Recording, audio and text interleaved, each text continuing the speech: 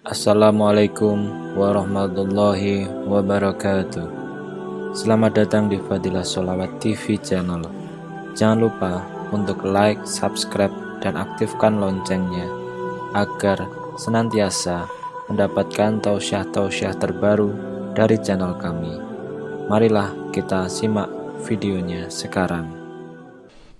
Ada satu orang disebutkan dari tabi'in. Dia tidak pernah mendengar azan di luar masjid. Tidak pernah mendengar azan di luar masjid. Ditanya, kok bisa luar biasa istiqomah seperti ini? Kata beliau, azan itu panggilan untuk orang yang lalai. Saya tidak mau jadi orang lalai, makanya saya datang sebelum azan. Coba sikap mereka. Karena mereka menghargai ibadah, menikmati ibadah, menjadikan ibadah itu utama. Karena memang kita diciptakan untuk ibadah, bukan untuk hal yang lain. Bukan untuk hal yang lain.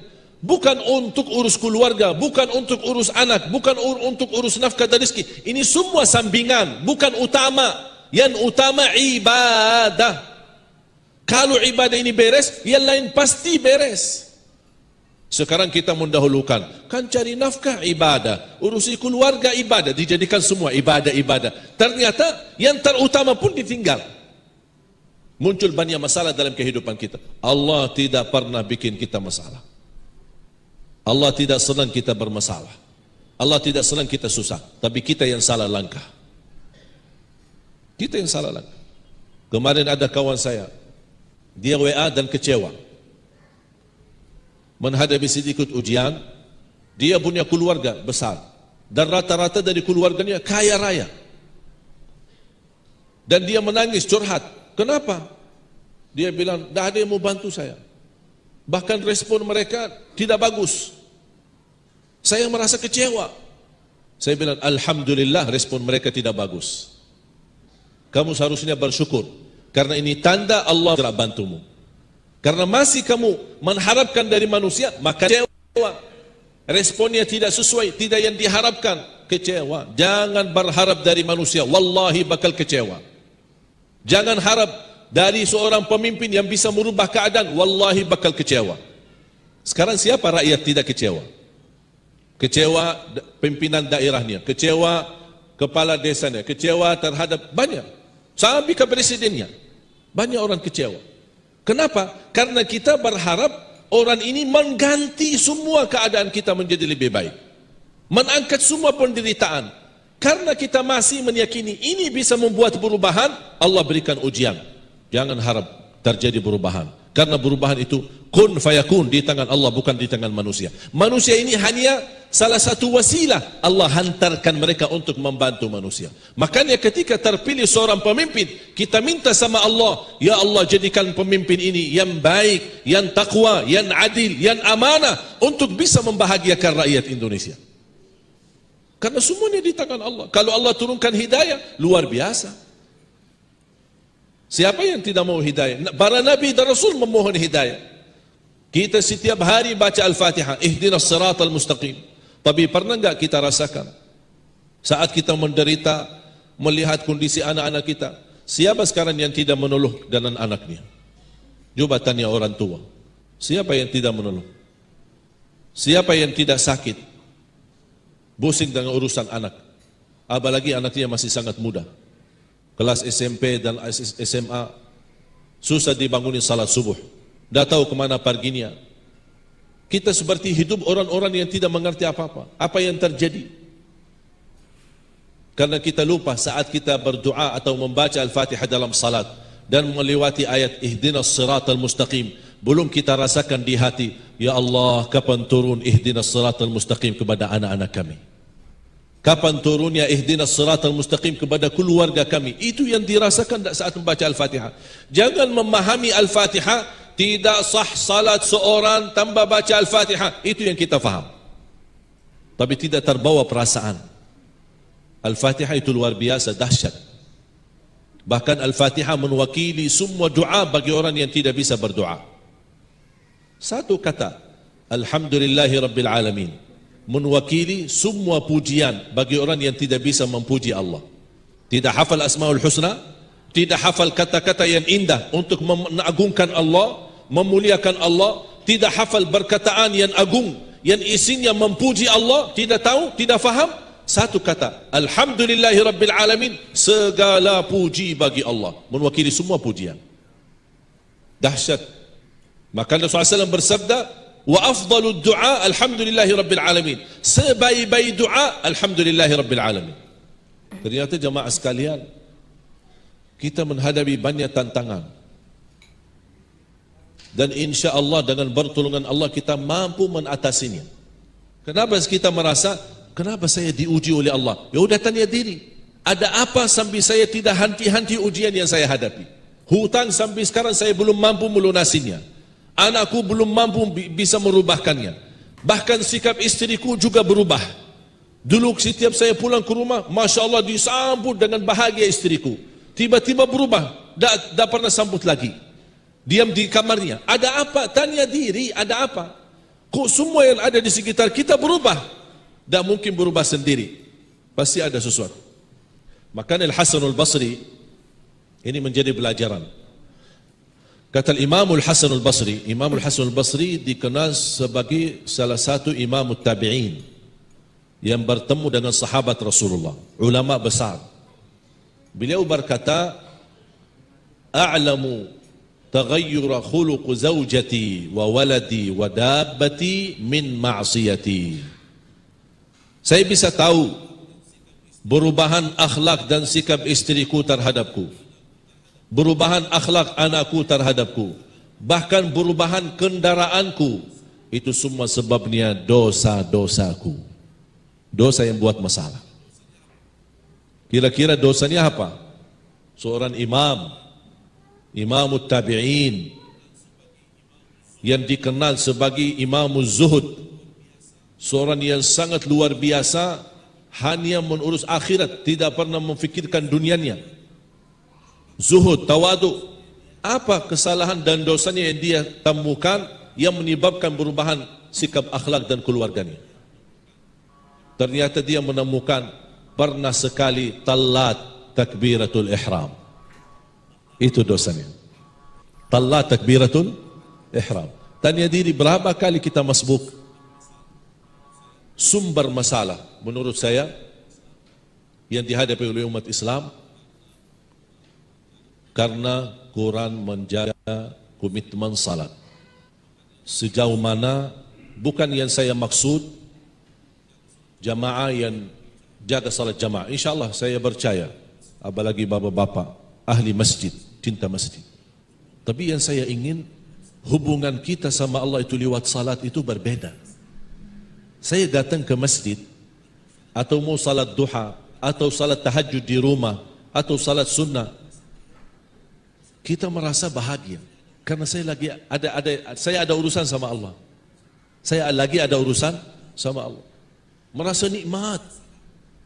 Begitu selesai salam, terasa di hati kita, terasa di batin kita, terasa di jiwa kita, indahnya salat. Tunjukkan kepada Allah sejauh mana hubungan saya dalam salat. Apalagi masalah salat sunnah qabliyah ba'diyah, kita jaga. Seberapa pun rakaat, jaga.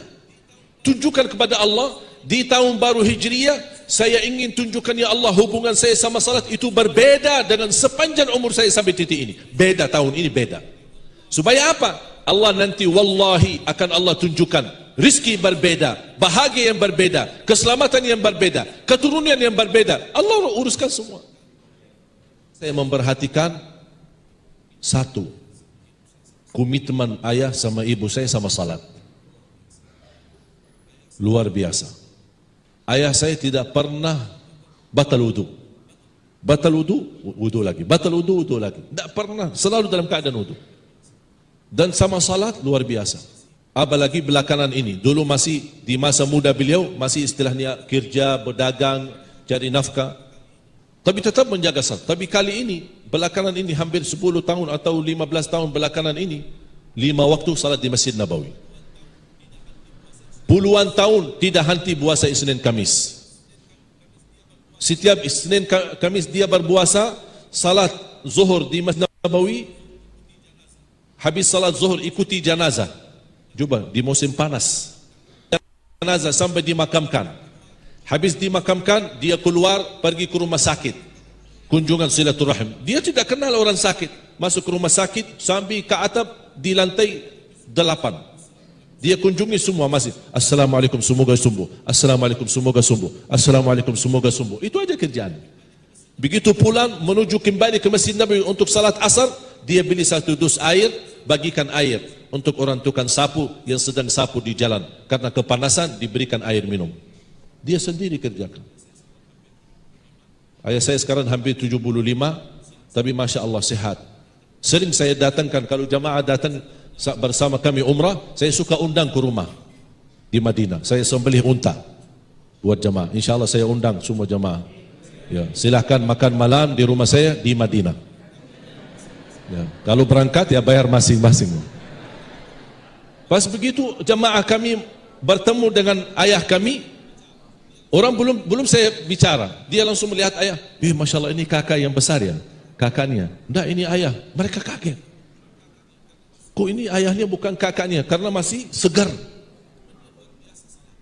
Komitmennya luar biasa salat.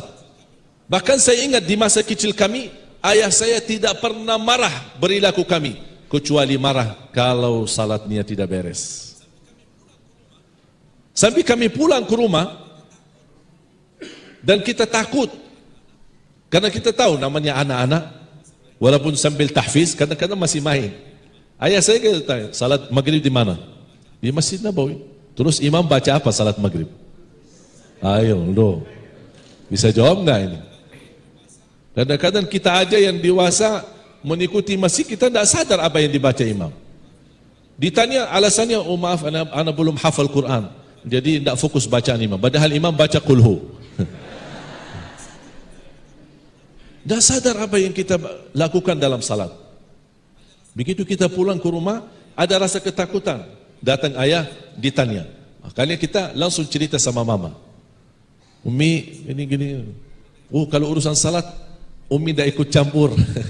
Itu urusan sama ayah, saya tidak ikut campur. Ibu saya pun tidak berani ikut campur. Kunci rizki salat, kunci sabar salat, kunci kenikmatan salat, kunci kebahagiaan salat. Usahakan ada perubahan dalam salat kita. Contoh, kalau tidak bisa datang sebelum azan, paling tidak jangan telat dari takbirah bertama sama imam. Tujuannya apa?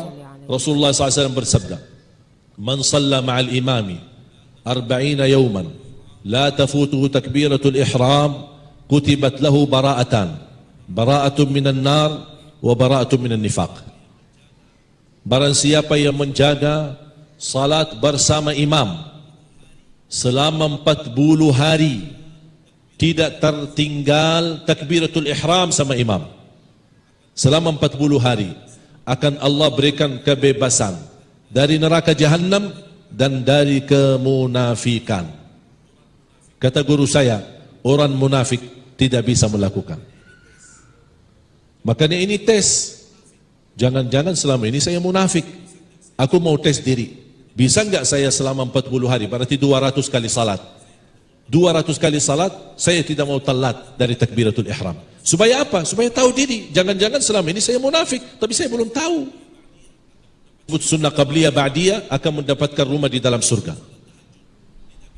Salat tahajud, tidak bisa tahajud sesudah tidur, tidak apa-apa, boleh salat malam sebelum tidur. Karena untuk salat malam tidak harus tidur dulu.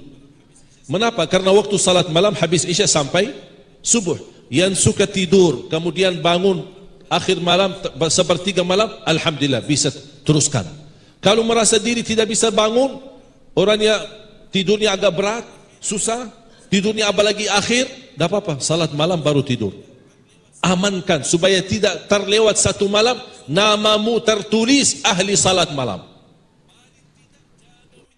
Paling tidak jaga witir kalau tidak bisa salat malam. Paling tidak. Inna allaha witir, yuhibbul witir, fa'autiru, kata Rasulullah SAW. Allah maha witir, Allah cinta witir, jagalah witir. Kalau tidak bisa menjaga salat sunnah qabliyah semuanya, paling tidak jaga sunnah qabliyah subuh.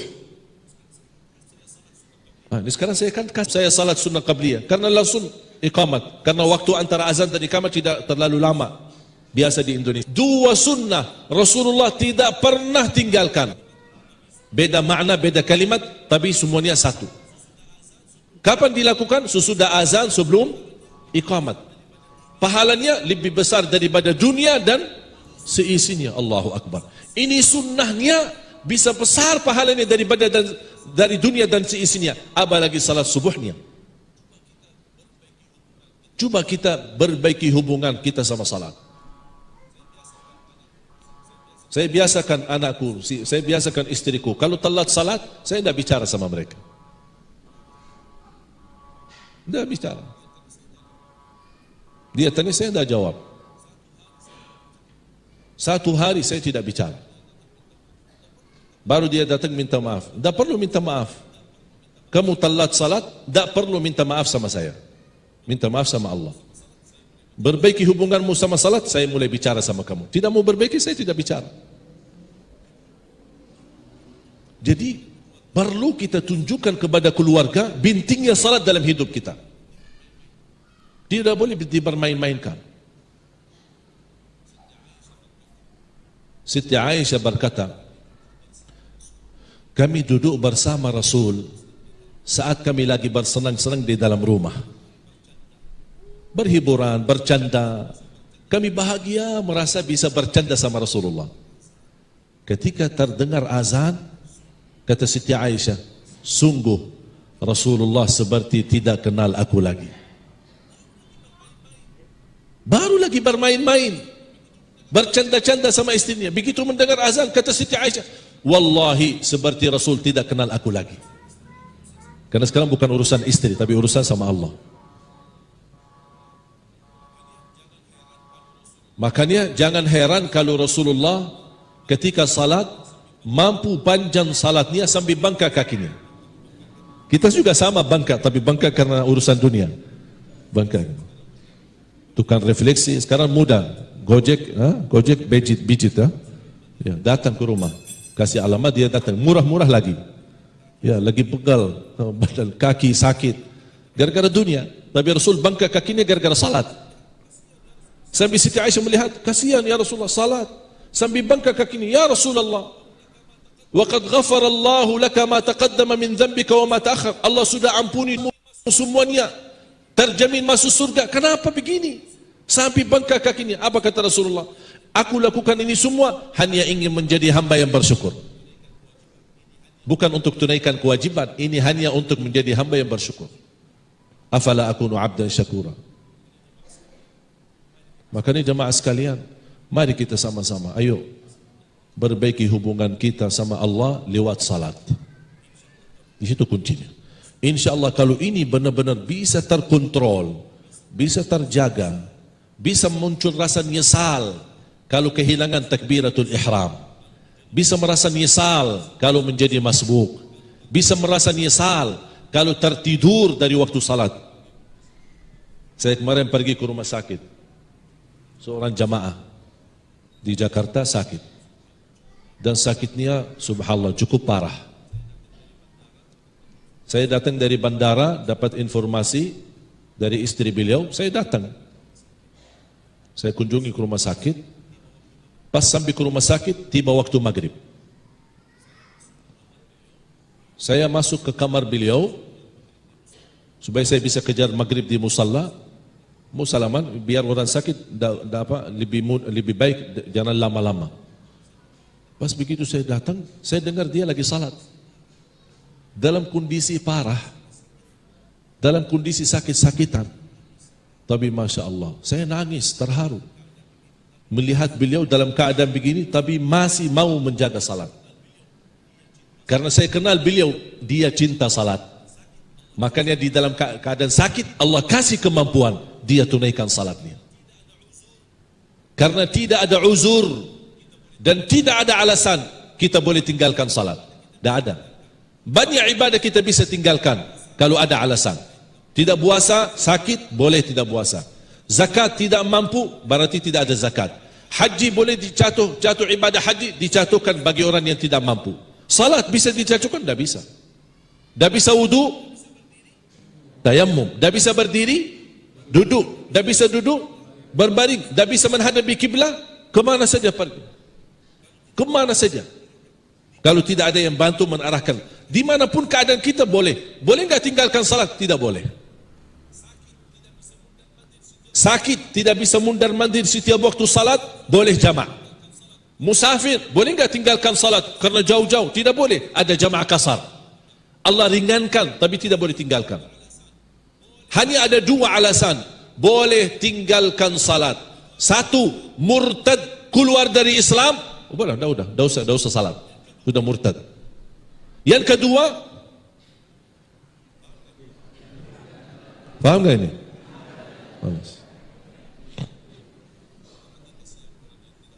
Berarti kesian orang yang tidak salat di pandangan agama.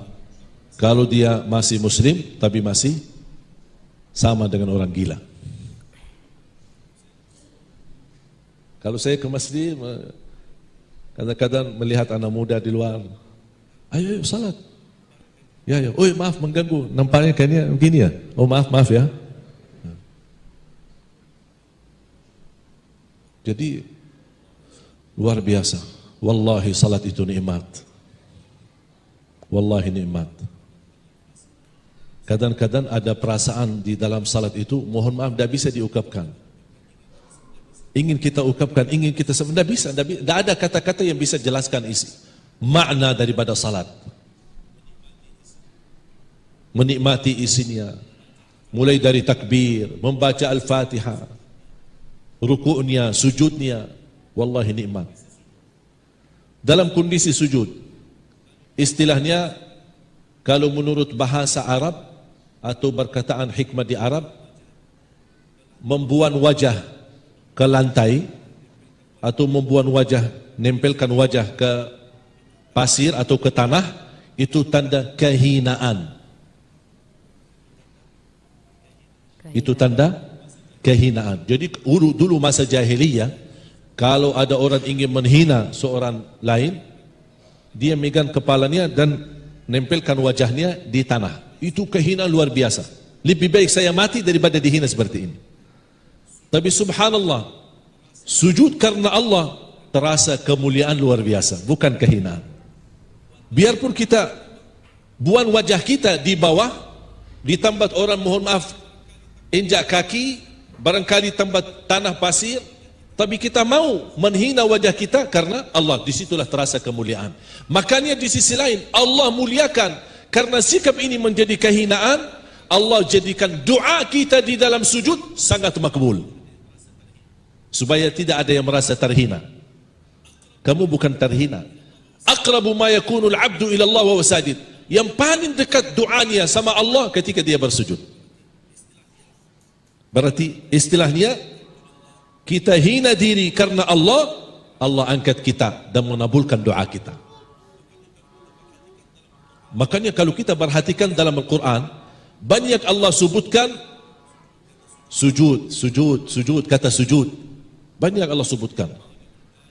Amman huwa qanitun ana al-layli sajidan wa qa'iman yahdharul akhirah wa yarju rahmata rabbih. Allah mendahulukan kata sajidan sebelum berdiri.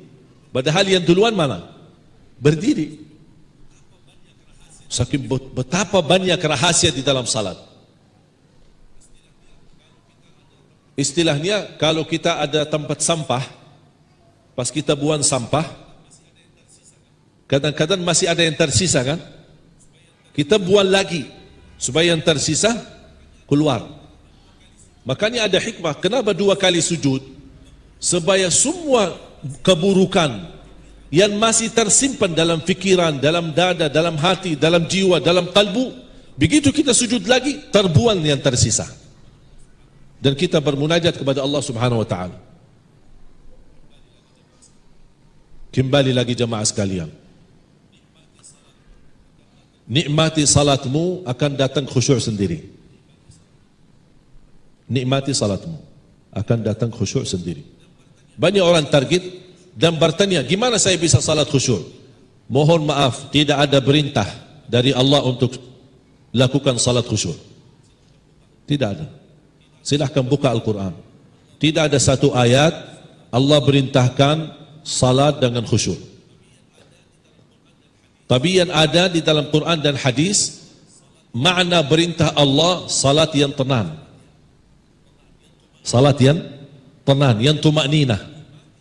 Kalau bisa menikmati salat dalam gerakan yang tenang, gerakan yang tumakninah, akan datangkan khusyuk. Makanya Allah sebutkan khusyuk dalam Al-Quran bukan sesuatu perintah, tapi sesuatu sifat. Qad aflahal mu'minun alladzina hum fi salatihim khashi'un. Sifat mereka khusyuk dalam salat, bukan perintah. Tapi kunci menuju khusyuk, coba salat yang tenang, nikmati. Mulai takbir, bacaan kita tenang, rukuk kita tenang, sujud kita tenang, santai, santai. Faham tak santai? Relax. Salat kita relax, jangan buru-buru. Alhamdulillahirrahmanirrahim, maliki yaumiddin, qul huwallahu ahad. Dan juga ganti-ganti ayatnya, jangan qul hu mulu. Salat sunnah ba'diyah qabliyah semua qul hu. Lama kelamaan setan juga ikut hafal qul hu. Makanya kadang-kadang muncul perasaan, aku sudah baca qul hu belum ya? Karena sudah sering membacanya sampai kadang-kadang merasa belum baca, belum yakin, was-was. Tapi ganti.